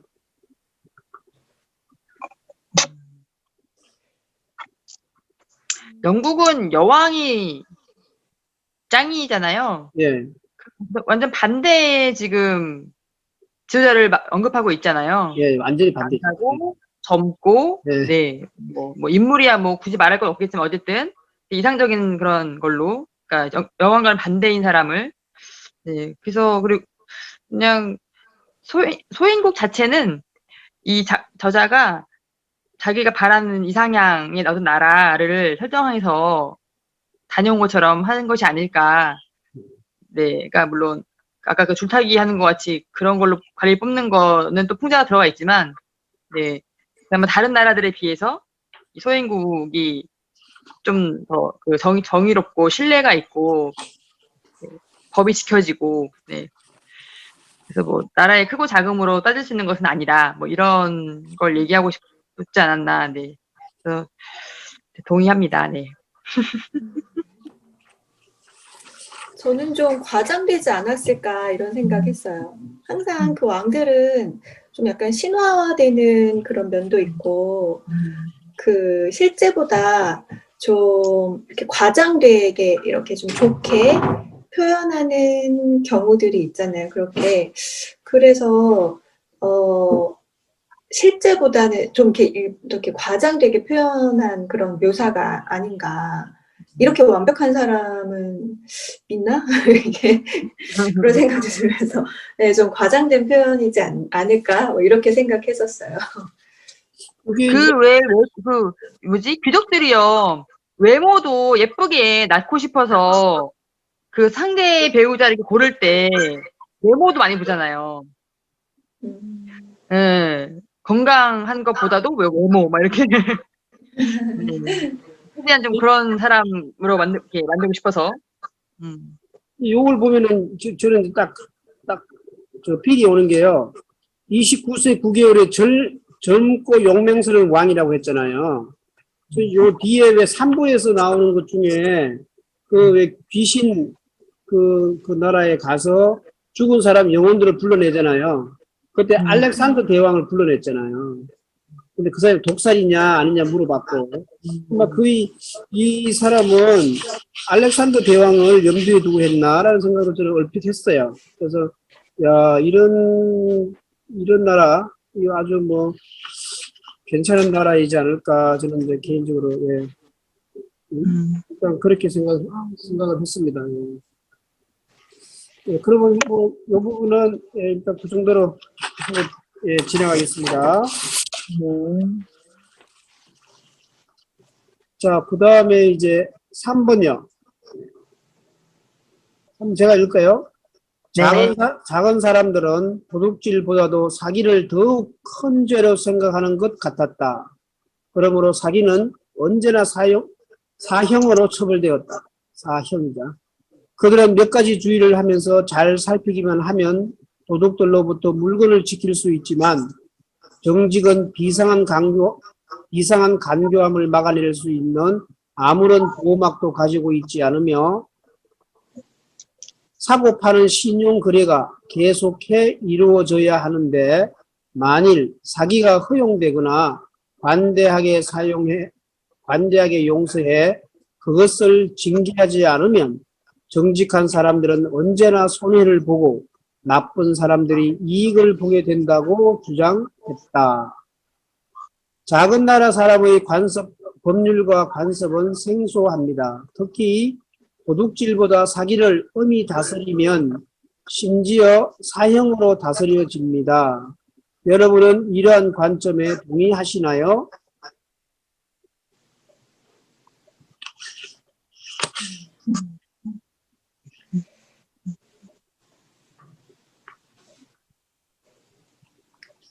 지금 요 문장도 우리 일단 최준석 교수님이 얘기했지만 우리는 사기는 별로 안 치잖아요. 사기는 별로 심하게 질타하지 않잖아요. 좀 뼈아픈 얘기지만 혐한론을 주장하는 일본 사람들 책을 보면은 그런 얘기가 나와요. 일본보다도 우리나라의 사기범이 훨씬 많다. 아마 4배 정도 더 많은 것 같아요. 그래서 한국 사람 믿을 게 못 된다. 너무 거짓말장이다. 뭐 이렇게 사실 많이 질타하고 있거든요. 그래서 어찌 보면 도둑질은 주로 이렇게 생계형이 많은데 사기는 가만히 보면은 생계형이 아니잖아요. 좀 더 가지려고 하다 보니까 욕심을 부려서 하는 좀 그런 범죄가 많아서 아무튼 우리나라도 빨리 이러한 시스템으로 가야 되지 않을까. 뭐 사형은 아니지만 좀 더 사회적으로 좀 더 배척하는 그러한 분위기가 되는 것이 어떨까라는 저는 생각을 좀 해봤습니다.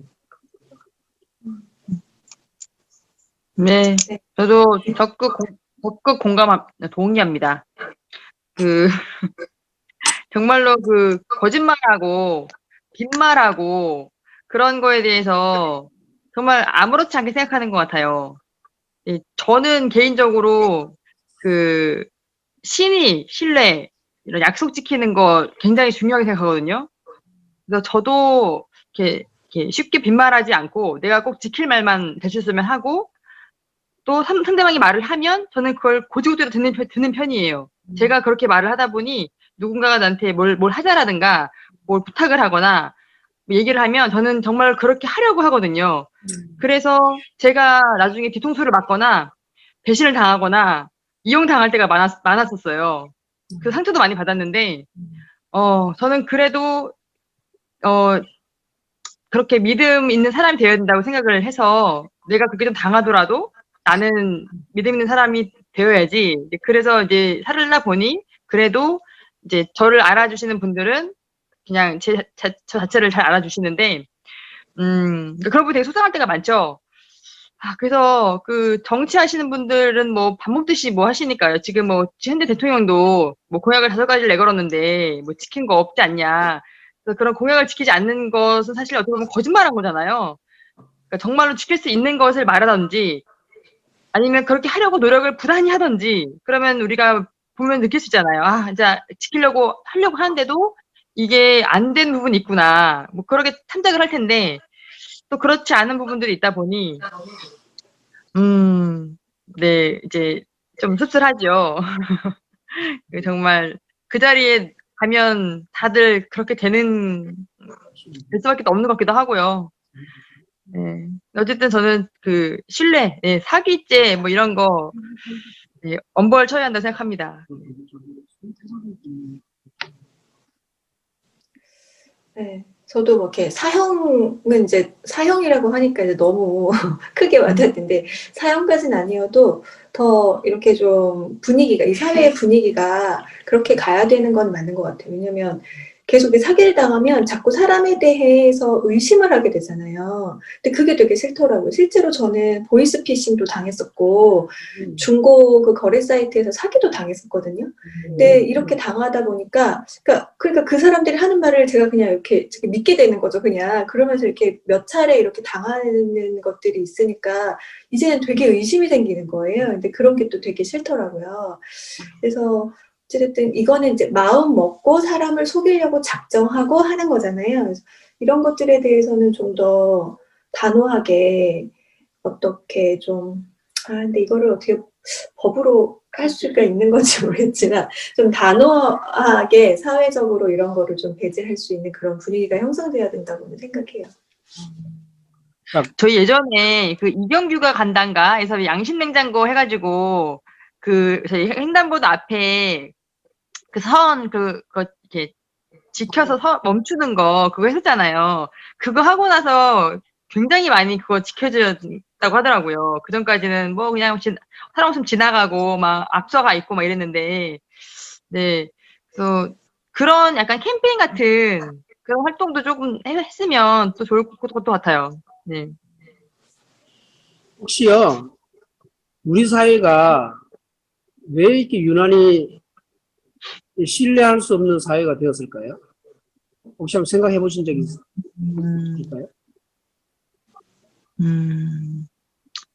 우리는 왜 사기하는 거에 대해서 그렇게까지 질투하지 않으니까 조금씩 많아져 왔잖아요.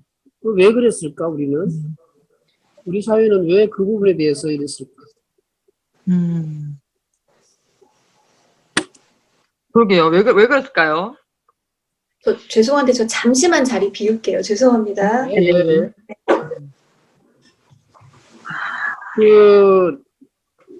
저는 이제 요 부분에 대해서 좀 이렇게 생각을 해봤어요. 왜 이러냐. 근데 사실 네. 이게 우리가 뭐냐면은 옛날부터 상업 중심이 아니었잖아요. 네. 산업공상, 선비들이었고, 그 다음에 명분을 중요시하는 거였잖아요. 쉽게 말하면은 상업이 발달이 안 됐어요, 상업이. 근데 그러니까 일본도 유교가 굉장히 빨리 받아들였거든요. 그러니까 중국으로부터 유교를 빨리 받아들이고, 그러니까 성리학을, 주자학을 빨리 받아들였는데, 이제 우리나라는 그 율곡, 이황 이런 쪽으로부터 쭉 나오면서 성리학 쪽으로 이상의 관념론 쪽으로 많이 빠져버리고요. 그 다음에 일본은 그거를 받아들여 가지고 서로 신뢰를 쌓는 주로 양명학 쪽으로 많이 글로 갔어요. 좀 결과는 한참 지나다 보니까 뭐냐면은 우리는 상업이 발전하지 않고요. 일본은 상업이 무진장 발달을 했어요. 그리고 여기에도 이제 요 뒤에 나오지만 일본은 이 당시만 하더라도 유럽에 다 알려졌어요. 유럽에 알려졌다는 건 뭐냐면 유럽이랑 일본이랑 거래를 했다는 거예요. 거래를. 무역을 했어요. 무역을. 그러니까 무역을 했으니까 뭐를 지켜야 되냐 그러면은 돈을 주는 거 받는 게 철저하게 약속이 되는 거예요. 약속이 된다는 말은 뭐냐면은 그 돈을 이렇게 막 싸들고 갈 수 없으니까 일종의 수표죠, 수표. 이런 것들이 발달할 수밖에 없어요. 약속 의미 발달할 수밖에 없죠. 그러니까 약속이 지켜진다는 말이에요. 만일에 그것이 돈을 언제까지 주기로 했는데 안 주게 되면은 뭐 전쟁. 사업은 못하는 것뿐만 아니라 완전히 멸종을 당하는 거겠죠. 그러니까 그 사회가 굉장히 중요하게 평가되어 왔고 우리는 그거 상관없어요. 정에 의해서 무시되고 어차피 이런 거래도 많지 않다 보니까 이런 어떤 신뢰, 약속 그다음에 이 신뢰나 약속을 어기는 사기 이런 거에 대해서는 전혀 무감각 별로 어떤 개념이 없어진 거죠. 그래서 지금 여기까지 온 거예요. 그래서 이게 참 지금도 이렇게 우리나라가 이거 보면은 우리가 분명히 지금 알고 넘어와야 된 게 뭐냐면은 일본하고 우리하고 이렇게 협상 과정에서 보면은 우리는 아직도 좀 미숙해요. 이게 뭐냐면은 일본은 아까 말한 것처럼 다른 나라하고 또 외교라든지 이런 관계에 있어서 약속을 하면은 그거를 지킨다는 거예요. 끝까지 지키려고 노력을 하는데 우리는 안 해요. 쉽게 말하면 이거죠. 하겠다고 했다가 나중에 가서 뭐예요? 뻥이야. 그럼 끝나버리는 거예요. 아니라는 거죠. 그러면 애초에 합의를 말아야죠. 합의를 안 해야 되는데, 그러니까 합의를 하다 보니까 나중에 합의 과정에서 우리가 몰랐던 게 있었던 거죠. 우리가 억울하게 몰라가지고 제대로 따지지 못한 부분이 있잖아요. 그러면 그거는 할 수 없이 이번에는 그거 뭡니까? 감수하고 가야 되는데 우리는 그게 아니에요. 무효야 무효. 뻥이야 뻥. 없어. 그거 없는 거야. 안 한 거야. 안 할 거야. 이렇게 뒤집어져 버리는 거죠. 그래서 자 그러니까 그게 악법도 법이다 지켜야 한다 이런 차원이 아니라 철저하게 잘못을 깨달으면은 그 다음에는 실수하지 말아야지라는 게 좀 더 철저해질 텐데 실수했다는 걸 인정을 안 하니까 별로 깊이 생각을 안 해요. 나중에 가서 하면은 또 뭐야? 나중에 가도 또 보면 또 뻥이야 아니야 이렇게 해버리면 되는 거니까. 맞아요. 그래서 저는 이게 진짜 굉장한 의미 있는 문제고요. 결국 우리가 일본이란 나라하고 싸울 때 우리는 진짜 너무 순진하게 싸우는 것 같아요. 너무 순진하게 싸워. 순진함을 넘어서 무지하죠, 무지해. 그렇죠. 무지하죠. 네, 무지하고 뭐 대충 덤벙덤벙. 그렇죠. 대충. 예, 예, 예, 예. 그 어업협정 이런 거 보면 뭐 여실히 드러나니까요. 예. 네, 제대로 준비도 안 해가고 제대로 이해도 하지 않고. 네, 그러니까 나중에 가서는 뻥이야. 이제 이거 몰랐어. 예, 예. 없던 걸로 해. 예. 예. 그 보시면은 이거 우리 저 뭡니까 이거 글리버 여행기 사파에 보면은 그게 나오잖아요. Sea of Korea 한국해라고 나오잖아요. 그 지금 일본은 뭐예요 그게? 일본이라고 그러죠. Sea of Japan이라고 그러잖아요. 이게 지금 이 책이 나온 게 1726년인데, 네. 이 당시에도 유럽에서는 다 Sea of Korea로 이렇게 알려져 있는데, 이런 것조차도 활용을 못 한다는 거예요. 그러니까요. 그러니까 도대체 뭐 하는 거야, 진짜 우리가 이게 뭐냐. 우리가 왜 이렇게 좀 하지 못할까라는 생각이 참 이렇게 좀 안타까운 생각이 듭니다. 그래서 우리가 책을 읽으면서라도 좀 우리가 좀 반성을 하고 이런 거는 조금 삼가해야 되지 않느냐라는 생각을 좀 많이 해봅니다. 그리고 지금 일단 지금 일본하고 외교의 문제에 있어서 여러 가지 우려 사례가 많은데 아무튼 지금 현 정부는 머리가 조금 안 좋은 것 같아요. 미안한 얘기지만 좀 이렇게 영악하지 못해. 너무 명분만 맞아요. 앞세우다 보니까 실속을 제대로 못 차리는 것 같아서 좀 안타깝습니다. 자, 그러면은 불타기 한 사람들 뽑았나 봐요. 네, 불타기 잘한 사람들. 글쎄 그런가요? 네, 그런가 봐요. 네. 자, 4번으로 갑시다. 네. 네.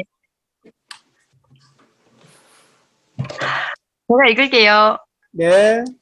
네, 릴리포트의 작은 사람 하나가 영국에 온 것처럼 이 나라에서 나는 얼마나 보잘것없는 존재처럼 보일지에 대해 생각하니 무척이나 억울했다. 하지만 이 정도의 불행은 사람들을 살펴볼 경우 그 신체의 크기에 비례해 더욱 야만적이고 훨씬 잔인해지기 때문이다. 만약 지금 눈앞에 있는 엄청나게 거대한 야만인 같은 사람 손에 붙잡히기라도 하면 한 입 식사밖에 되지 않을 것이다. 크거나 작다는 개념은 상대적인 것이라고 철학자들이 이야기한 것은 옳은 말이다. 릴리퍼트의 작은 사람들도 어떤 운명의 장난으로 내가 그들을 발견한 것처럼 그들보다도 훨씬 작은 사람들이 사는 나라를 발견할 수도 있을 것이다. 그리고 괴물처럼 커다란 사람들도 아직 우리가 찾아내지 못했지만 어느 먼 곳에서 내가 이들을 보는 것처럼 그들이 올려다보아야 할 어마어마하게 큰 사람들을 만나게 될 수도 있을 것이다. 저자는 신체의 크기에 비례해 보잘것없는 존재와 야만스러운 존재를 규정합니다. 여러분은 저자의 이런 생각에 동의하시나요?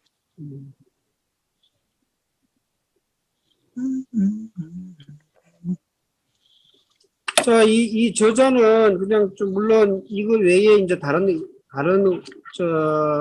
개념도 있지만 일자는 작으니까 무조건 너무 보잘것없는 존재.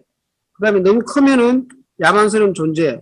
뭐 이렇게 좀 생각하는 면이 있거든요. 그래서 저는 요거는 별로 동의를 안 해서 그렇지 않다. 결국 우리가 신체의 크기를 가지고 하는 것이 아니라 그 사람이 들어있는 어떤 생각을 가지고 있는 어떤 행동을 하는 어떤 신념에 의해서 지배받는지 그런 것들을 우리가 조금 생각해야 되지 않을까 그런 생각으로 제가 그런 해봤거든요. 네, 저도 이거 질문을 이제 처음 봤을 때 들었던 생각이 그 스머프랑 가갸멜이 떠올랐어요. 가갸멜은 크지만 좀 어리숙하고 욕심만 많고 또 스머프는 작지만 또 좀 영악하고 뭐 그렇고 통과제를 보면 또 그렇잖아요.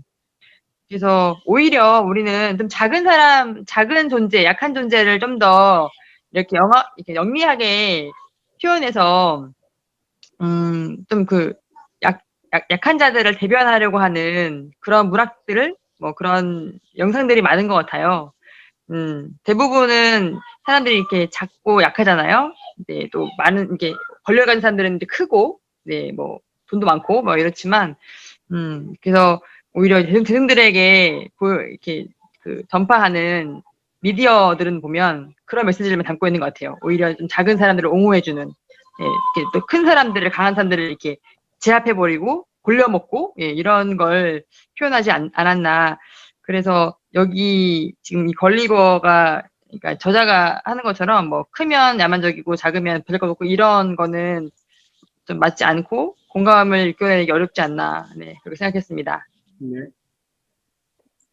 저도 신체 크기에 비례해서 야만스럽다, 뭐, 이렇게 규정하는 거는 저도 공감은 안 되더라고요. 그거는, 그 신체 크기와는 관계없는 것 같아요. 근데 작은 사람이 보면 큰 사람이 그렇게 보일 수는 있을 것 같은데, 그냥 그 위협적으로 느껴지니까. 근데 뭐, 신체 작은 사람이 큰 사람 크기에, 보면은 미련하고 야만스럽게 좀 보이는 면이 있죠. 그저 솔직히 좀 머리도 둔할 것 같고 작으면은 꾀도 많을 것 같고 뭐 이렇게 같은 그런 느낌이 있긴 있는데 근데 여기에서 저자가 굳이 이런 걸 넣은 이유는 이제 뭔가 의미가 있을 텐데 그거는 이제 그 시대 배경을 우리가 좀 잘 몰랐기 때문에 좀 이런 것 같습니다. 그다음에 이제 마지막으로 5번 한번 해보겠습니다. 우리 가연쌤이 좀 흔들어 주세요. 네. 어느 날 나는 용기를 내어 국왕이 유럽과 그 밖의 세상에 품고 있는 경멸감은 그가 지닌 훌륭한 인품과 잘 어울리지 않는다고 이야기했다. 나의 조그마한 친구 그릴드릭, 그대는 영국이라는 나라에 대해 아주 놀랄만한 찬사를 했습니다. 만들었을 당시에는 아주 좋았을 제도들이 그대의 나라에서 조금씩 허물어지기 시작하다가 이제는 부패되어 완전히 희미해지거나 제멋대로 변모되었다는 것을 알 수 있었습니다. 그대의 말을 들으면서 알게 된 것인데 어떤 지위에 오르는데 가장 합당한 이가 그 지위를 갖지는 않는 것 같습니다. 덕망으로 귀족이 되거나 사제들이 학식으로 승진하는 것 같지도 않으며 용기 있는 행동으로 군인이 된다거나 정직하기 때문에 재판관이 영달을 하고 국가를 사랑한다고 국회의원에 선출되거나 지혜가 있다고 해서 국왕의 고문들이 총애를 받는 것도 아닌 것 같습니다. 삶의 많은 부분을 여행하는 일에 바친 그대는 그대의 조국이 저지른 많은 악덕으로부터 벗어나 있었다고 나는 믿고 싶습니다. 저자는 대영 제국의 우수성을 자랑합니다. 몇 날 동안 진지하게 들은 국왕은 정반대의 품평을 합니다. 여러분은 국왕의 주장에 대해 공감하시나요? 어떠세요? 공감하시나요? 공감이 되는데요. 네. 100%. 네. 그죠? 이 저자가 뭐 유럽에 특히 영국의 자랑을 너무너무 많이 하잖아요.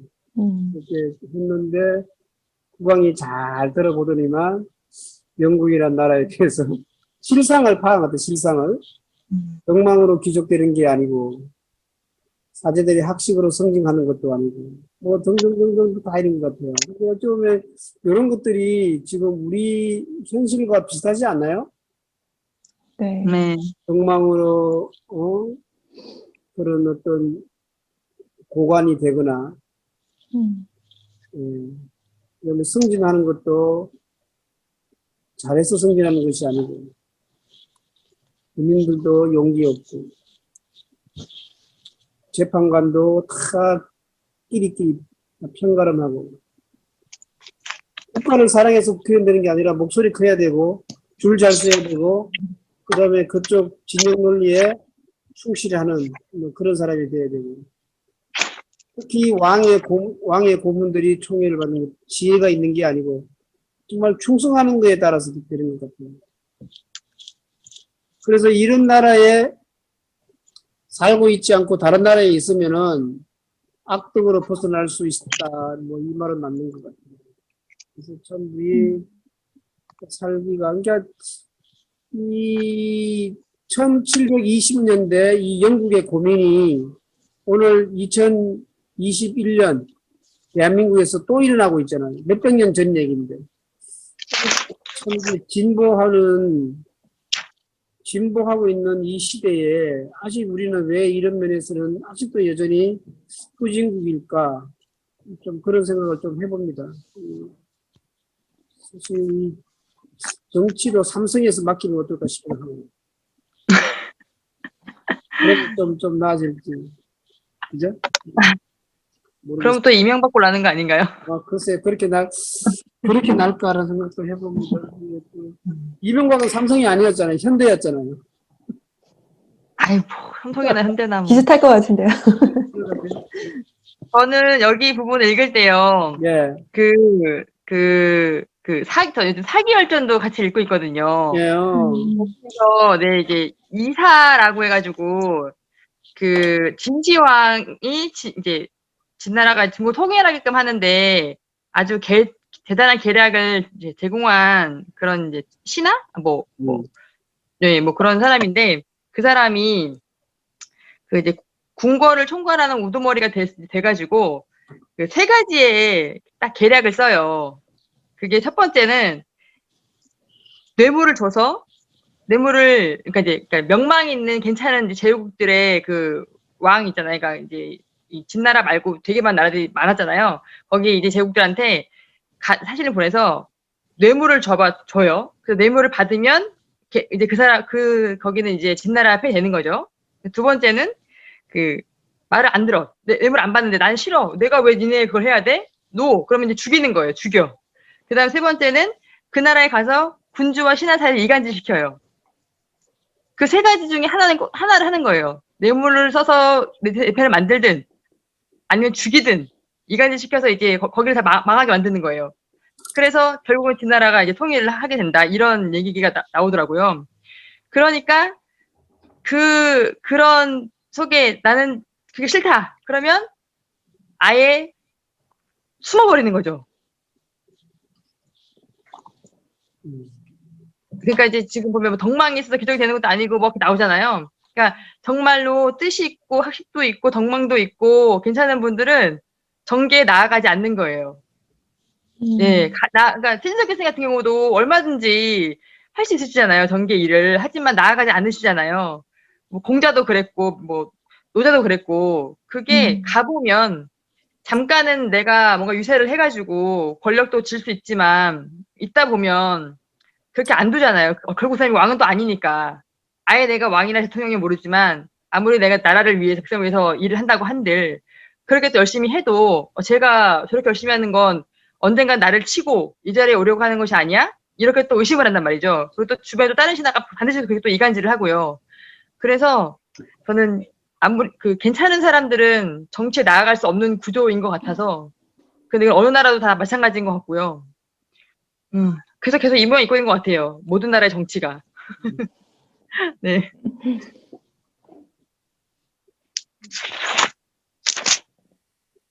어제 그 우리 최 교수님이 그 얘기한 것 중에 혹시 그 얘기 들으셨어요? 요시다 쇼인 이야기. 뭐였죠? 요시다 쇼인. 일본 사람. 아, 이름으로 모르겠어요. 얘기를 해주지 말고. 제가 잠깐 말씀드릴게요. 그러니까 그 메이지 유신을 성공시킨 인물. 원래 메이지 유신은 뭐 그 유신을 성공시킨 네 명의 인물이 있는데 그 중에 인물이 하나가 이토 히로부미잖아요. 이토 히로부미. 이토 히로부미의 스승이 요시다 쇼인이에요. 요시다 쇼인. 이 요시다 쇼인이란 이 사람이 자기가 신문물을 배우기 위해서 막 밀항을 하려고 하다가 안 되고 해서 결국 잡혀 죽게 되면서 마지막으로 이제 유배대에 온 것이 고향 마을에 가서 조그만 학교를 하나 만들었는데 그 학교에서 가르친 거예요. 그런데 그 당시에 어떤 사상이었냐 그러면은 신분 차별을 안 했어요. 이토 히로부미는 아주 하층민이에요. 하층민. 그런데 거기에서 배웠던 양반집의 자제들은 워낙 뛰어났죠. 워낙 뛰어난 사람들은 그 메이지 유신하기 위해서 일찍 죽었어요. 그런데 그때 그 가문이 안 좋아서 저 밑에 있던 찌꺼기, 그 찌꺼기가 있던 애 이토 히로부미인데 얘가 그렇게 큰 역할을 한 거예요. 그 제가 이제 무슨 얘기를 하고 싶냐 그러면은 이 요시다 쇼인은 나서서 정치를 안 했어요. 사람만 가르쳤어요. 지금 우리나라도 저는 안타까운 게 그게요. 이 정치인으로 나선 이 많은 사람들이 자기가 하겠다고 나서지 말고 적어도 제자들을 길러서 그 사람들을 내보냈다라면은 뭔가 달라졌을 것 같다는 생각을 저는 무진장 많이 해요. 그래서 지금 그게 지금 안 되고 있는 거예요. 지금 저거 보니까 우리나라 지금 돌아가신 그 사람들 중에서 그 당시 알고 계실지 모르겠지만 그때 왜 저겁니까 메이지 유신 때 일본의 메이지 왕이죠. 메이지 천황. 메이지 천황과 그때도 메이지 천황이 14몇 살에 실권을 잡았어요. 그 다음에 우리나라는 그때 누구냐? 우리나라 그때 고종이 실권을 잡았어요. 고종이. 아버지 그만두게 하고. 그 당시 있잖아요. 그 당시 국력만 하더라도 권력이나 어떤 힘이 오히려 개혁을 할 수 있는 조건이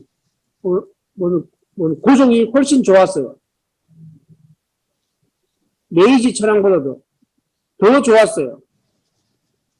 집권했던 그 권력을 잡은 시기도 비슷했고. 그런데 우리는 왜 몇십 년 뒤에 일본의 속국이 됐고, 일본은 왜 우리를 뛰어넘고 세계로 나가게 됩니까? 이거 진짜 생각해 볼 문제예요. 아마 최진석 교수님이 아마 그 얘기까지 하고 싶어 했을 텐데 중간에 끊으신 것 같아요. 요시다 쇼인 이야기. 그 얘기는 제가 또 나중에 또 기회 닿으면은 좋은 책을 한번 소개하고 한번 읽어볼 수 있는 게 있습니다. 그러니까 지금 한일 관계도 우리가 알고 있는 이런 한일 관계가 아니에요. 우리가 너무나 모르게 지금 왜곡된 사실을 주입받았기 때문에 지금 우리가 우리 위치를 제대로 모르고 있어요. 지금 아주 조금 안타까운 일이 많이 있습니다. 그 정도 하기로 하고, 자, 그래서 일단은 오늘은 이 정도 토론을 했고요. 나머지 뒷부분 얘기는 조금 아닌 것 같아서 그만두기로 하고, 오늘도 우리 이렇게 글리버 여행기를 가지고 또 재밌는 얘기를 많이 나눈 것 같습니다. 그래서 또 내일 아마 또 다음 달 독서 목록이 발표되고, 또 우리 이제 독서 모임을 통해서 같이 또 의견을 나누시고, 또 주우민 씨니까 뭐 독서도 많이 하시고 다음 달에 또 뵙도록 하겠습니다. 저 마지막으로 네. 하나 여쭙고 싶은 게 있는데요. 네네네. 우리가 지금 이 걸리버 여행기에서 많은 여행지들을 소개받았잖아요. 네. 혹시 우리 이제 같이 이제 읽었는데 혹시 가보고 싶은 곳이 있는지 있다면 뭐 어딘지 뭐 좀 이게 좀 궁금하더라고요. 네, 이 여행 소개니까. 네. 뭐 저는 일단 마지막 나라 휴이넘이 있는 곳을 가고 싶어요. 휴이넘. 저도요. 네. 그쪽으로 가고 싶어요. 진짜 말들은 굉장히 멋있는 동물이잖아요. 대체로 말을 되게 이렇게 멋있는 동물로 많이 묘사하는 것 같아요. 예, 예, 예. 맞아요. 동물농장에서도 복서가 예. 되게 충직하고 우직하게 일을 하는 성실한 그런 모습을 보였잖아요. 마지막까지 장렬하게 전사했잖아요. 그런 것처럼 말에 대해서 되게 동물을 되게 찬사하는 것 같아요. 네. 승마 때문에 그런가? 그 동물농장에서 보면 이제 말이 이제 세 종류가 있잖아요. 복서 있고, 클로버가 있고, 몰리가 있고. 그죠? 그래서 막, 맞네요. 일단 몰리에 대해서 굉장히 좋게 말씀하셨잖아요. 뭐, 건너가기를 했다. 맞아요. 근데 사실 저는 이제 그 중에서, 일단 클로버 있잖아요. 클로버. 클로버는 끝까지 살아남았잖아요.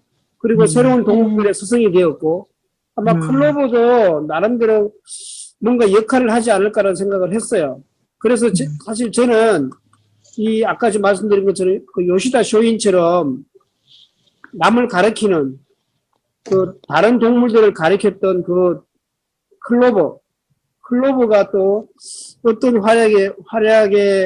활약을 했을지 그 동물농장의 그 2부가 조금 기대돼요.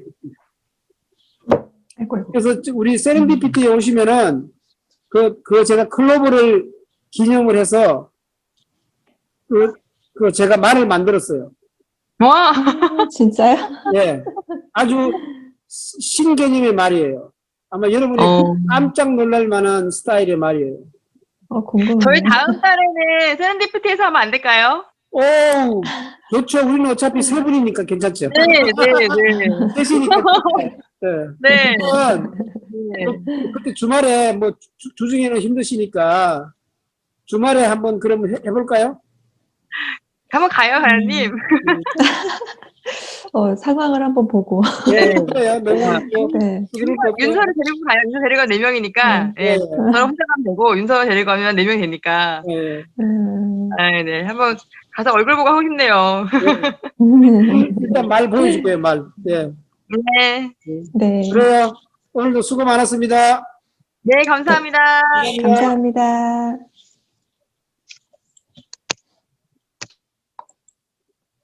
음.